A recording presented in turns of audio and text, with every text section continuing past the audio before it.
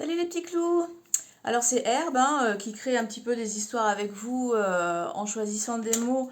Avec 3 mots, on peut fabriquer tout un monde, on peut faire plein de choses. Donc voilà, comme d'habitude. Là, pendant que j'étais en train de fabriquer des petites boîtes qu'on va commander, je me suis dit, tiens, allez, ça fait longtemps que je n'aurais pas fait une petite histoire. Alors aujourd'hui, les mots que j'ai choisis, c'est carcasse, fumée et placard. Et le prénom de notre héros, ce sera Saoulour. Alors de temps en temps, je regarde mon papier parce que des fois, j'oublie le prénom que j'ai choisi parce que c'est un prénom au hasard, évidemment. Alors voyons, Saoulour, Saoulour, qu'est-ce qu'on pourrait choisir comme personnage? Qu'est-ce que c'est comme personnage ce petit Saoulour? Je dirais que c'est un grand commerçant qui vivait au Moyen Âge. Un grand commerçant qui a visité énormément de monde. Et Saoulour, en fait, ça va être un personnage secondaire. Le vrai personnage, celui qu'on va rencontrer au début de notre histoire, ça va être le petit Polo. Voilà, tout le monde l'appelle Polo, en fait, il s'appelle Paul, mais tout le monde l'appelle Polo, comme c'est souvent le cas avec les surnoms. Et Polo est un petit garçon qui est assez introverti, souvent il est tout seul, il s'ennuie, et il reste beaucoup dans sa chambre à jouer tout seul. Et Polo aimerait bien se créer un monde, mais en fait, il n'ose pas. Il n'ose pas parce qu'on lui a dit que lorsqu'il créait des personnages, eh bien, ils apparaissaient dans sa vie et dans sa chambre. Et Polo est un petit peu peureux quand même. Et comme il a beaucoup d'imagination, souvent il pense à des personnages très bizarres, très tordus, très difformes.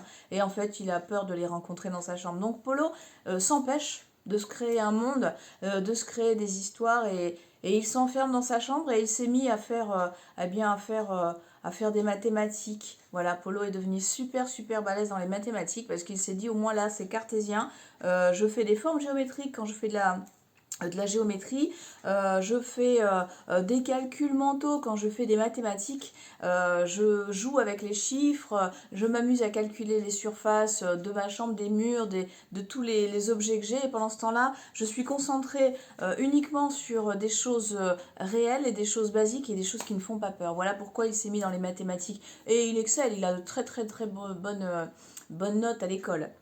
Un jour, Polo, alors qu'il se réveille tôt le matin pour aller à l'école et pour se préparer, se rend compte qu'un peu de fumée, donc premier mot de notre histoire, un peu de fumée sort de dessous son armoire. Alors il réfléchit, il se dit mais j'ai rien mis dans l'armoire qui pourrait avoir pris feu. Et évidemment la première idée qu'il a, c'est d'ouvrir l'armoire pour voir si quelque chose, un objet électronique a pris feu. Mais étrangement, cette petite fumée se dissipe tout de suite quand il ouvre l'armoire. En fait, on se demande d'où elle venait parce qu'il n'y a rien, il n'y a pas d'odeur, il n'y a pas du coup d'appareil qui est en train de chauffer, une pile qui aurait pu mal vieillir et prendre feu. C'est ce qui arrive souvent quand on laisse les appareils électriques dans ses armoires sans enlever la pile. Parce que si on s'en sert pas longtemps, vaut mieux enlever la pile, ça évite ce genre de surchauffe et il y a des fois ça prend feu. Donc n'oubliez pas d'enlever les piles. Ceci dit, Polo se rend compte qu'en fait il n'y a rien du tout et cette fumée, il ne sait pas d'où elle vient. Alors il décide évidemment de refermer l'armoire et de retourner à sa préparation.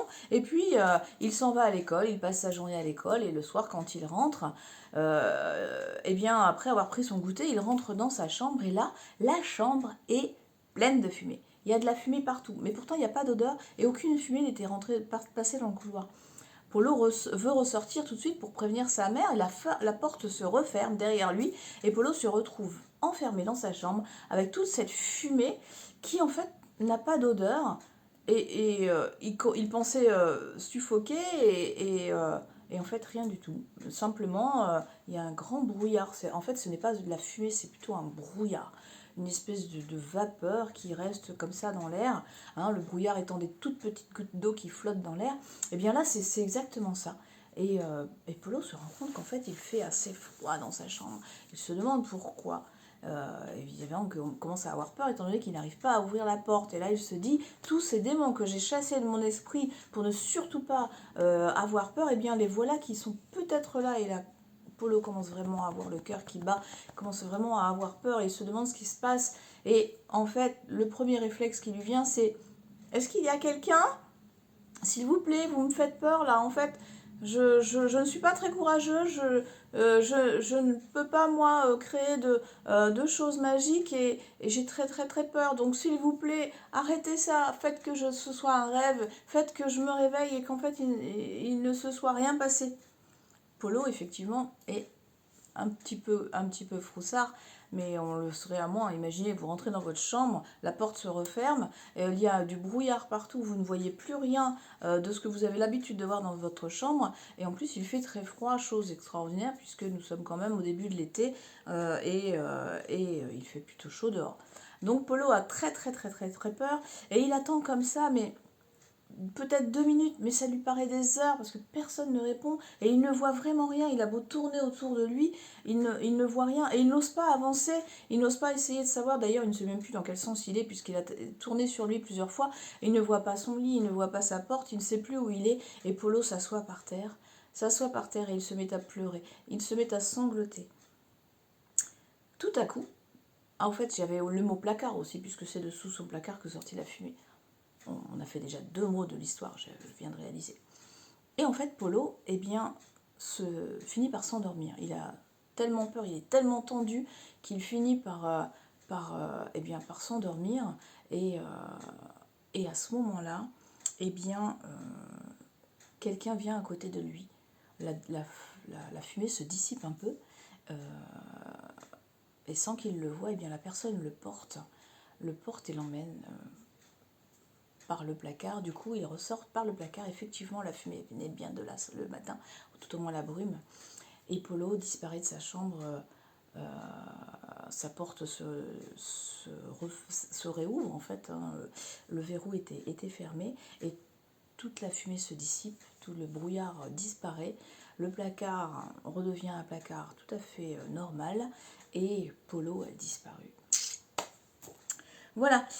Eh bien, qu'est-ce qui a bien pu se passer? Alors là, c'est à vous d'écrire la suite, hein, comme d'habitude. Hein, vous prenez vos petits stylos, vos petits papiers, et vous me dites qui est ce personnage qui a emmené les polos et pourquoi, et surtout, qu'est-ce qui va se passer. Bon, alors moi, je vais essayer d'imaginer quelque chose, évidemment, hein, parce que il faut bien que moi, j'imagine quelque chose. Alors moi, je pense que justement, le fameux Saoulour, hein, qui était ce grand voyageur-là, eh bien moi, je pense que c'est lui qui est venu chez Polo, et qu'il a besoin de Polo pour quelque chose, en fait. C'est pour ça qu'il est venu le chercher.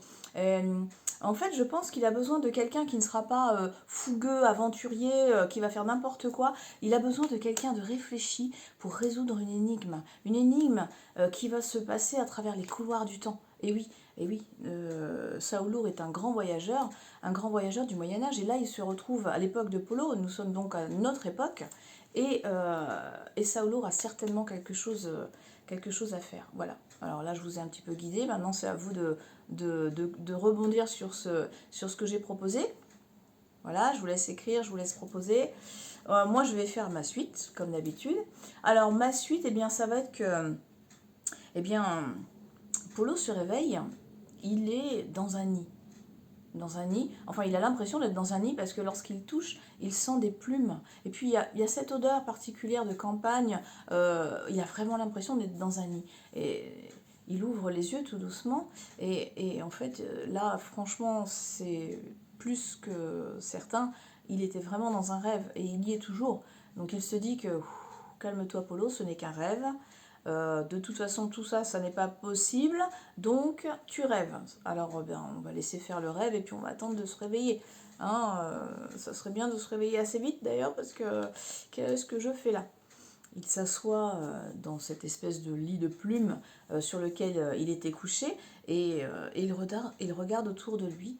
En fait, il n'est pas dans un nid, il est dans une grande prairie avec des fleurs partout, avec des herbes hautes. D'ailleurs, quand il est assis, il ne voit pas grand-chose, il ne voit vraiment que les herbes et les arbres qui sont un petit peu autour. En fait, il est dans une prairie qui est à l'intérieur d'une forêt. On appelle ça une clairière en fait. C'est dans une forêt très très dense. Quand il y a une partie où il n'y a pas d'arbres, où c'est une prairie, eh bien on appelle ça une clairière. Et dans cette clairière, eh bien, il y a effectivement plein de plumes, comme si on avait voulu que Polo soit bien installé. Donc il se met debout et évidemment, eh bien, il dit écoutez, je crois que je suis dans un rêve. Qu'est-ce que je dois faire pour me réveiller parce que je ne suis pas vraiment très à l'aise. Là, où est-ce que je suis? Est-ce qu'il y a quelqu'un? Et là, une main frappe sur son épaule. Alors évidemment, imaginez Polo, le pauvre Polo qui a tellement peur tout le temps. Eh bien, il sursaute et son cœur se met à battre encore plus fort. Il se retourne et il se retrouve face à un petit bonhomme avec un grand chapeau. Un grand chapeau, vous savez, avec des lunettes alors les steampunk, je ne sais pas si vous savez ce que c'est, ce sont ces gens qui se déguisent un petit peu comme le tour du monde en 80 jours, vous voyez. Donc en fait, il a un grand chapeau haute forme, comme ça, avec des grosses lunettes ici. Et puis il est habillé tout en cuir avec des mitaines. Les mitaines, c'est quand il manque les bouts des doigts à des gants en cuir, donc ce sont des mitaines. Donc des mitaines en cuir, tout en cuir. Et il est assez petit quand même. Et puis en revanche, il a un grand sourire très très très très rassurant. Et du coup, Polo se sent un petit peu mieux parce qu'il se sent moins seul. Et puis il y a cette personne qui a l'air pas méchante du tout. En revanche, il lui dit, voilà, excusez-moi, je ne sais pas ce que je fais là. Et voilà, évidemment, Polo pose plein de questions, il se met à parler beaucoup, beaucoup pour se rassurer. Donc en fait, il lui dit, voilà, vous savez, moi je préfère les mathématiques, je sais que je suis en train de rêver, mais j'aime pas trop rêver ce genre de choses, parce que... Et il commence, et là, effectivement, c'est Saoulour, le petit personnage, qui lui dit, attends, je suis désolée de t'avoir fait venir ici, mais j'avais vraiment besoin de toi. Alors les enfants, pourquoi il a eu besoin de Polo? Pourquoi Saoulour est venu le chercher, hein? Alors, bon, on a dit que c'est parce qu'il avait besoin de quelqu'un de cartésien, c'est-à-dire de quelqu'un qui se pose sur des faits, qui ne part pas dans des élucubrations, c'est-à-dire des choses complètement insensées. Alors, qu'est-ce qui a bien pu se passer pour Saoulour? Voilà, je vous laisse un petit moment pour essayer d'y réfléchir, vous essayez d'écrire ça. Hein, et moi, je continue mon histoire, comme d'habitude. Alors moi, je dirais que Saoulour eh bien, est coincé à une époque, alors que d'habitude, c'est un grand voyageur du temps et de l'espace. Et là, eh bien, il s'est passé quelque chose. Et Saoulour eh bien, est coincé à cette époque. Et du coup, il a besoin de Polo pour, eh bien, pour résoudre cette énigme et l'aider à repartir dans le temps. Et ce qui s'est passé, eh bien, c'est que... Saoulour en fait a une machine évidemment pour voyager dans le temps et dans l'espace. C'est une machine qui a été créée il y a très très très longtemps par un peuple qu'on appelait les Incas. C'est de là qu'il vient à l'origine, hein, et les Incas ont disparu, leur savoir et leurs inventions ont disparu aussi, mais Saoulour, ça je vous le raconterai dans une autre histoire, Saoulour a réussi à sauver une de leurs machines et c'est d'elle qu'il se sert pour voyager dans le temps et dans l'espace du coup. Et, euh, quand je dis dans l'espace, c'est pas dans l'espace intersidéral, hein, pardon, j'ai oublié de préciser. Quand on dit qu'on voyage dans l'espace, c'est pas dans l'espace là-haut, c'est qu'on voyage d'un point à un autre de la Terre. Voilà. Donc dans le temps, pour aller d'un point, enfin en restant sur un point géographique, on peut faire plusieurs époques. Et dans l'espace, eh bien c'est parce qu'on voyage d'un point à un autre tout en restant à la même époque. Voyez? Ok. Donc, eh bien, Saoulour va avoir besoin de Polo parce que la machine ne fonctionne plus et en fait, Saoulour ne comprend pas. D'habitude, il rentre les coordonnées de l'endroit et du temps, de l'endroit dans le temps et de l'endroit géographique là où il veut se rendre. Et en fait, eh bien là, la machine ne l'envoie plus nulle part. Elle reste toujours bloquée du coup en 2021. Et, euh, et Saoulour s'est rendu compte en réfléchissant que eh bien, il lui faudrait peut-être quelqu'un de très posé, de très pragmatique, comme je vous le disais tout à l'heure, pour pouvoir réparer sa machine. Mais il avait besoin d'un enfant, évidemment. S'il parle de ça à un adulte, eh bien, les adultes risquent d'essayer d'en savoir plus, de le coincer, de faire des recherches sur lui, etc. Donc il avait vraiment besoin d'un enfant. Et en fait, un jour, par hasard, eh bien, il a croisé des amis parce qu'il cherchait des enfants, donc il écoutait un peu ce qui se passait dans les écoles, et puis à la sortie d'une école, il a entendu des enfants qui disaient «Oh, Apollo, il sait pas rêver, il est toujours dans ses maths, c'est nul, etc.» Donc c'est pour ça que Saoulour s'est intéressé à Apollo. Voilà. Donc Saoulour a quand même un petit peu de possibilités, c'est-à-dire que la machine reste bloquée en 2021, mais elle lui permet d'aller un peu partout. C'est pour ça qu'il s'est retrouvé dans le placard, parce que c'est une machine qui lui permet de se déplacer, on va dire, elle n'est pas énorme cette machine, hein. Il rentre dedans, il y a la place pour 2 personnes, 2 petites personnes, c'est pour ça que Saoulour peut s'en servir parce qu'il est aussi petit. Et donc, il s'est retrouvé dans le placard, il a pris Polo avec lui et puis il l'a emmené dans un endroit où personne ne viendrait les déranger. Donc c'est évidemment une clairière au beau milieu d'une forêt. On ne sait pas trop où ça se trouve, en tout cas c'est à notre époque. Donc voilà, Polo, eh bien, puisqu'il est en plein rêve de toute façon, et puis que ce personnage n'a pas l'air bien méchant, eh bien décide effectivement d'aller l'aider. Voilà, et donc ce qui se passe, c'est que Polo suit Saoulour dans sa machine, et puis eh bien, il va se rendre compte que Saoulour a mal programmé quelque chose. C'est simplement, ça n'est pas une panne, c'est une question de logique en fait. Les Incas se servaient beaucoup de géométrie, ils se servaient beaucoup de mathématiques, et Saoulour avait oublié quelques paramètres qui de petit à petit ont déréglé la machine.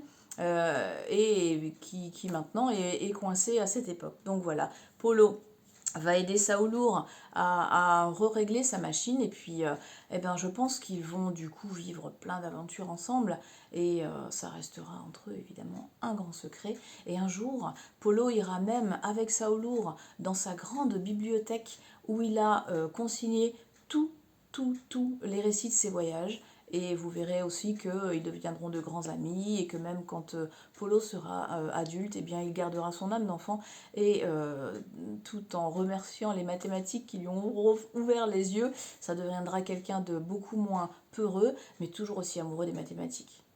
Voilà, l'histoire est terminée, j'espère qu'elle vous a plu. De toute façon, c'est ce que je vous disais, toutes les histoires que je vous ai créées comme ça, elles vont être réécrites, hein, puisque là je vous les sors comme ça vient dans mon esprit.